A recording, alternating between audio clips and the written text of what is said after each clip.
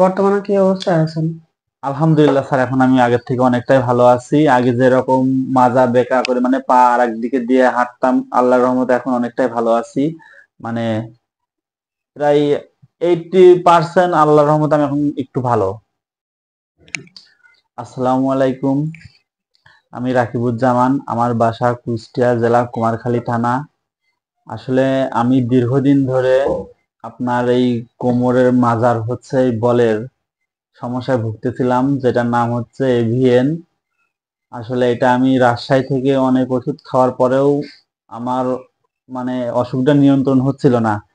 কিন্তু আমি যখন ফেসবুকে হচ্ছে মানে ইনাদের হচ্ছে ইয়েটা দেখি, তখন এটা দেখে আমি এইখানে আসি। আসার পরে আমি গত 4 মাস ইনাদের থেকে ওষুধ খাচ্ছি এবং আল্লাহর রহমতে আলহামদুলিল্লাহ মানে এখন আমার শরীরটা আগের থেকে অনেক ভালোর দিকে যাচ্ছে। কিন্তু এলোপ্যাথি ট্রিটমেন্ট ওনারা আমাকে সার্জারি করার কথা বলেছিল, কিন্তু পরে এইখানে স্যারের কাছে এসে এম এ নাহিদ স্যার, তারপর আপনার M A high Sikdar sir, এনারা মানে সার্জারি বাদেই ইনশাল্লাহ আমাকে ঠিক করে দেবে এবং আমি সেই আশাতে এখান থেকে ওষুধ নিচ্ছি এবং খাচ্ছি।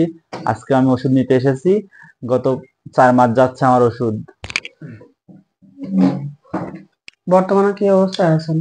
আলহামদুলিল্লাহ স্যার, এখন আমি আগের থেকে অনেকটাই ভালো আছি। আগে যেরকম মাজা বেঁকা করে মানে পা আর একদিকে দিয়ে হাঁটতাম, আল্লাহর রহমতে এখন অনেকটাই ভালো আছি।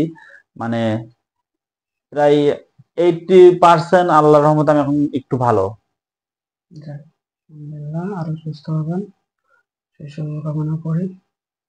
আল্লাহ হাফেজ।